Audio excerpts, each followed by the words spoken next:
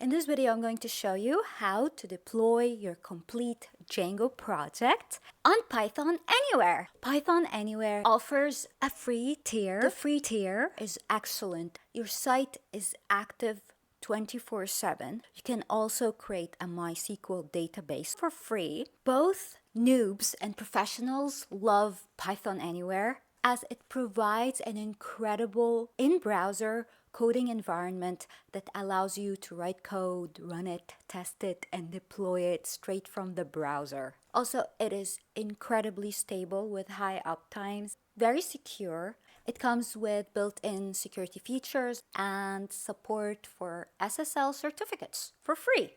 So, let's deploy something. How about we deploy an e-commerce website that we've made a few videos back? So, here it is on GitHub. Let's create a PythonAnywhere account, and then we're going to clone the project right into PythonAnywhere and just start deploying it. It's gonna be so easy and so fun. Let's go to pythonanywhere.com. Let's click on pricing and sign up, and then on create a beginner account. So now pause the video and create your PythonAnywhere account. And I'll do the same, but I'm not going to record that. So pause the video. So I've just confirmed my email, and PythonAnywhere wants to give me a tour, but I'll click End Tour for now. Okay, so now the first thing we want to do is open a bash console, a new console. And remember our Git repo? We want to clone it. So I'll go back to GitHub and I'll copy this link. Now let's go to our bash console and we'll just type git clone and then just paste the link and hit enter. Alrighty, now let's use the ls command to list the contents of the directory we're in to make sure that our e-commerce site got cloned. So hit enter. Yay, here it is. All right, of course we'll be delving into the directory later and playing with the files and all of that. But now, let's create a virtual environment. So PythonAnywhere has amazing tutorials and documentations with blocks of code that you can copy to save time. Like for example, the make virtual env command here that I'm gonna copy. It's okay to copy and paste commands as long as you know what they do. So let's go back to our bash console and paste. So as you can see, here it says make virtual environment. That's self-explanatory. And then we'll be using Python version 3.10. And that's the name of our virtual env. I think we should change the name, make it something more descriptive, like ecom, because we'll be deploying an ecom website. But you can name it anything you want. Now let's hit enter. Alrighty, so next up, we want to cd into our project directory and then install requirements.py. So I'm just gonna copy the name of the directory and paste it so I don't mess it up. Okay, let's paste and hit enter. Okay, so we want to install the requirements. So I'm gonna list the contents of the directory we're in. And yes, here is requirements.txt. So now let's pip install the requirements. So pip install requirements.txt. And we hit enter. Oh, this is embarrassing. I forgot the R flag, which stands for read. So let's just do it again and add the R flag before requirements and hit enter. Yay, it's working. So it might take a while for them to download. So I want to ask you to subscribe if you're enjoying the content and you haven't subscribed already. And if you like the video, give it a thumbs up. Please. Thank you. Now it's time for the exciting part. Well, I think everything so far has been exciting, but it's time to create our web app. Okay, so let's click on that cute snake. Actually, instead of clicking, let's right click on it and click open link in new tab.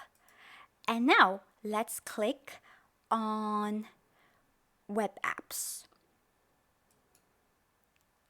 Okay, so we don't have a web app yet, but we want to add a new web app. So we'll click on the plus sign that has add a new app next to it. All right, so here it's kindly informing us about our web app's domain name. It's gonna be anywhere pico.pythonanywhere.com.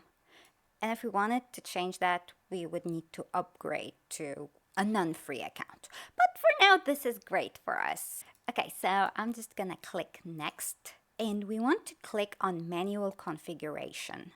And then we want to select Python version 3.10, the latest one. Okay, now this part is important. It says here, manual configuration involves editing your own WSGI configuration file. WSGI stands for Web Server Gateway Interface, I think. And it defines the entry point for the PythonAnywhere web server to interact with our Django app. Okay, so let's hit next. And it's time to configure our app. Okay, so over here, let's point to our source code directory. So I'm just gonna go back to console and I'm just gonna copy the name of the directory that contains our project and just paste it. Easy, right? Okay, remember a few seconds ago when we talked about the WSGI file? So now we need to edit it. So we're gonna click on this, the WSGI configuration file. Okay, and as you can see, there's a lot of code over here. So what we wanna do is delete everything except the Django part. So that's the Django part right here. So we want to delete everything except for it. So let's delete all this and then everything below it also. And now we want to uncomment it. Oh, let's also erase Django. Okay, and also this line. Let's also remove this line. Yes. So it starts from the import statements. So we need to set Django settings model to our project settings. So here it says my site.settings, but what we should put instead is the name of the directory that has our settings.py file. If we wanted to check it out from PythonAnywhere, we could go to files and browse files, and we could just look at the files and look here. There's the e-commerce site directory, and inside it there's the settings.py. Can I copy it? Okay, you know what? I'm just gonna type it. So it should be e-commerce site dot settings. Yes, e-commerce site settings. Oh, and let's not forget to also configure the path properly. This should be the project directory, the root directory, and it is called e-commerce site with Django and Tailwind CSS. You know what? I'll just copy it from GitHub. Okay, copy. Just copying the name. And just paste it. And then hit save. And reload for good measure. Alrighty, next up we probably want to set up a MySQL database. Doing so is super easy peasy. So let's click on the snake again. Click on databases. And all we gotta do is just create a password and then click on initialize MySQL. Okay, since it's a new year, I'm gonna make the password happy 2025. Okay, initialize MySQL. Okay, so it says this will take a minute or so. So maybe we can grab a coffee. I'm certainly gonna go grab a coffee. You should grab a coffee too if you want. I'll be back. Yay, the database is ready. So let's go to settings.py and tell Django about it. So let's click on e-commerce site because that's the directory that has settings.py. And then let's click on settings.py.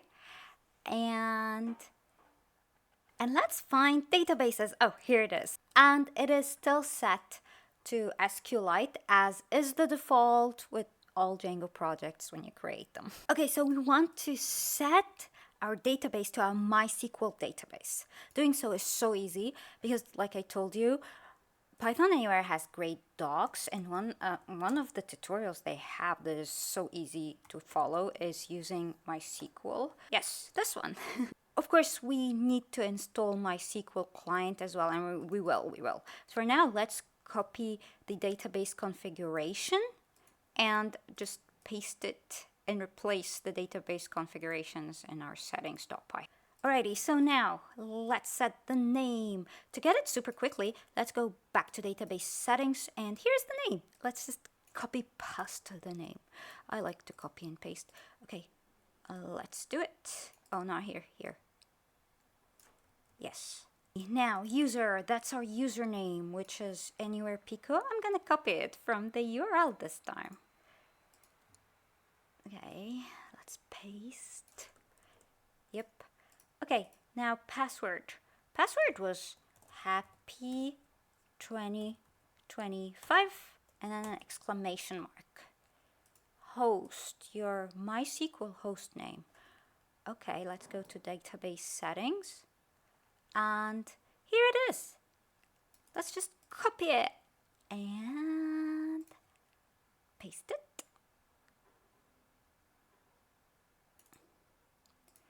Okay, and now let's save. Oh, actually, while we're here, let's set allowed hosts to the URL of our web app. It was our username, right, which is anywherepico.pythonanywhere.com. Yeah, I think so. Okay, let's save again and refresh the app. Alrighty, now we want to go back to console and migrate in order to create the database schema. So Python manage.py migrate. Okay, let's hit enter. I forgot to install MySQL client. So let's do it. So where was the tutorial? Yes. This command pip install MySQL client. We wanna paste it and hit enter. It's downloading. Okay, now let's try migrating again. Ready? I'll hit enter. Yay! It worked! Nice! Nice. Alrighty, so that should be it. So if we go to our site's URL, we should see it live. So let's go to web apps again. And I'm just gonna open link in a new tab. Oh, check it out, it's live. But where's the CSS? That's a good question. So during development, Django takes care of serving static files for us, which includes CSS, images, and JavaScript. And it does that through the django.contrib.static files, which is in our installed apps. Like if we go to settings.py, we should find it. Yes, here it is. So that's what takes care of serving the static files in development. Now, during production, Django expects your web server to do that for you. And it allows you to use a command called collect static to collect all your static files in one place so that your web server can serve it. Same for media, by the way, which are images. So usually while coding, I just like to prepare for this instance and just make sure to add static root and media root. So static root is going to be the directory where our static files are going to live after we run collect static, and media root will be where our media will live when we run collect static. Anyways, since we have them already added, because we've added them while coding earlier, then all we gotta do now is just collect static and hopefully everything will work as expected. All right, so back to console. Okay, let's run Python manage.py collect static, hit enter. Okay, it says static files copied. Nice, great. Okay, now let's go back to our site and refresh. Yay, it worked. Okay, let's go to /admin and try to add some products.